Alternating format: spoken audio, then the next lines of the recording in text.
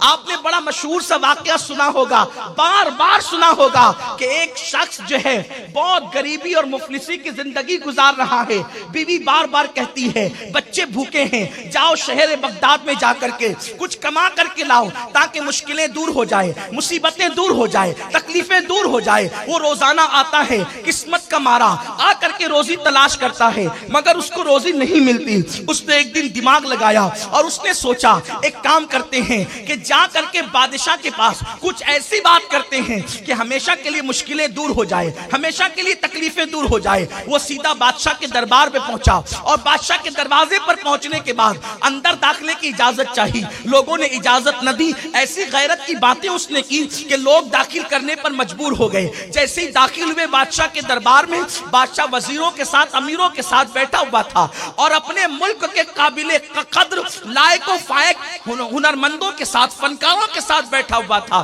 بادشاہ کی دائیں طرف کی کرسی پر ترچی ٹوپی لگا کر ایک بہت بڑا پہلوان جلوگر تھا، دنیا اس پہلوان کو جنید کہتی تھی۔ اس نے کہا بادشاہ تیرا یہ جو پہلوان ہے جس سے کوئی پنجہ نہیں لڑاتا، میں اس سے لڑنے کی طاقت رکھتا ہوں۔ المختصر یہ بادشاہ نے ٹالنے کی کوشش کی، اپنی موت کو دعوت نہ دے، لیکن اس آنے والے غریب نے ایسی غیرت کی باتیں کی ہے کہ بادشاہ مجبور ہو گیا کہ ٹھیک ہے مقابلہ کروانے کے لیے تیار ہے۔ لیکن جب مقابلے کی تاریخ متعین ہو گئی، آنے والا چلا گیا، لوگ سارے میدان میں جمع ہو گئے۔ متعینہ تاریخ پر جب لوگ جمع ہو گئے، جمع ہونے کے بعد وہ آنے والا آ بھی گیا، جنید سے پنجہ لڑا بھی گیا، لیکن جیسے ہی دھول اور گرد اڑنے لگی، اس نے پنجہ پکڑ کر جنید سے کہا جنید مجھے پتا ہے تو اتنا بڑا پہلوان ہے بغداد کا کہ شرق سے لے کے غرب تک تیری بہادری کے چرچے ہیں، لیکن بات اتنی ہے یہاں تک تجھے لانے کے لیے میں نے جو محنت کی ہے اپنی غربت کو دور کرنے کے لیے کی ہے،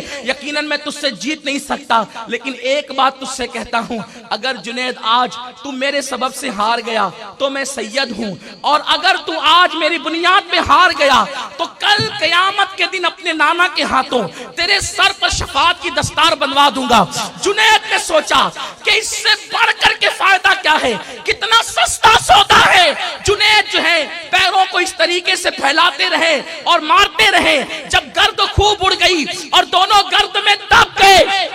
وہ زمین پر تھے اور وہ دبلا پتلا غریب سا سید زادہ جو کوئی ہنر نہیں جانتا تھا وہ سینے پہ تھا۔ لوگوں نے کہا مقابلہ صحیح نہیں، دوبارہ یہی ہوا، سہ بارہ یہی ہوا۔ اس کے بعد لوگوں نے اس سید زادے کو کندھوں پہ بٹھایا اور جنید سے کہا کہ تو نے وزیروں جیسی تنخواہ لی ہے لیکن آج تو نے حکومت کا نام مٹی میں ملا دیا ہے۔ جنید اپنے گھر کی طرف بوجھل قدموں سے چلا۔ جنید نے آج ایک ہی نیکی کی تھی، جنید کی نیکی آج ایک ہی نیکی تھی، وہ آج سے پہلے پہلوان تھا، لیکن جب وہ بوجھل قدموں سے گھر پہنچا آنکھ سے آنسو جاری تھے۔ کبھی جنید نے ہارنا نہیں سیکھا تھا، لیکن جنید آج اس لیے ہار گیا تھا کہ مد مقابل میں نبی کا شہزادہ تھا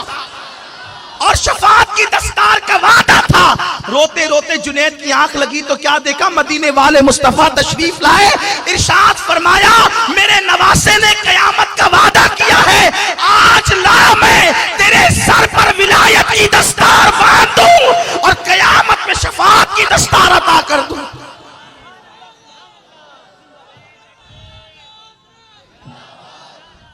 ایک نیکی نے جنید کو سید الطائفہ بنایا ہے۔